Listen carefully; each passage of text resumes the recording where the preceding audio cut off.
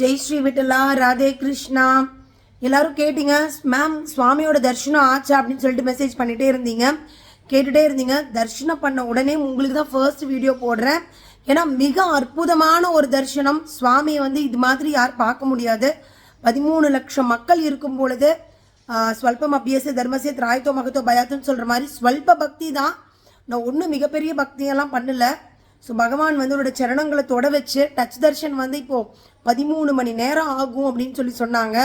So அந்த டைமுக்கு என்னை பக்கத்தில் போய் இருக்க வச்சு சுவாமி கழுத்தில் இருக்கக்கூடிய இந்த மாலை, துளசி மாலை, அது உங்களுக்காக காமிக்கணும்னு எடுத்து வச்சுருந்தேன். மிகப்பெரிய மாலை.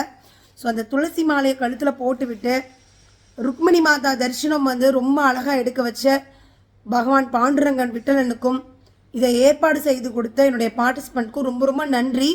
ஸோ இது கடவுள் தான் எல்லாருக்கும் துணையாக இருக்கார் அப்படிங்கிறது நான் நல்லா புரிஞ்சுக்கிட்டேன். ஸோ நம்ம பக்தி பண்ணணும். இந்த கலியுகத்துக்கு பக்தி ஒன்று தான். ஏன்னா அது சாதாரண விக்கிரகம் கிடையாது. சாமானிய மனிதர்களுக்கு அந்த விக்கிரகத்தை பற்றின பெருமை புரியவே புரியாது. சாக்ஷாத் பகவான் அங்கே நிற்கிறார். அது விக்கிரகமே கிடையாது. நீங்கள் விக்கிரகம்னு நினைக்கவே முடியாது. அதுக்குள்ளே விட்டலன் பார்த்துக்கிட்டே இருக்கார், நம்மக்கிட்ட பேசிக்கிட்டே இருக்கார். அவ்வளோ அற்புதமான ஒரு சுவாமி நமக்கு இன்னைக்கு சனிக்கிழமை அன்னைக்கு ரொம்ப அற்புதமான தரிசனம். எப்படி பார்ப்போம் அப்படின்னு நினச்சிட்டு இருக்கக்கூடிய இந்த தருணத்தில் இந்த டச்சு ரொம்ப பக்கத்தில் போய் டச் தரிசனம் கிடைச்சது ரொம்ப பிரமிப்பாக இருக்குது, ரொம்ப ஆச்சரியமாக இருக்குது. எனக்காக பிரார்த்தித்த எல்லா டிவோட்டிஸ்க்கும் ரொம்ப ரொம்ப நன்றி. ஏன்னா நீங்கள் போய் பார்த்துருவீங்கன்னு சொல்லிகிட்டே இருந்தாங்க. ரொம்ப ரொம்ப நன்றி. ஏற்பாடு செய்தவருக்கும் ரொம்ப ரொம்ப நன்றி. ஜெய் ஸ்ரீ விட்டலா, ஜெய் ஹரி விட்டலா, ராதே கிருஷ்ணா.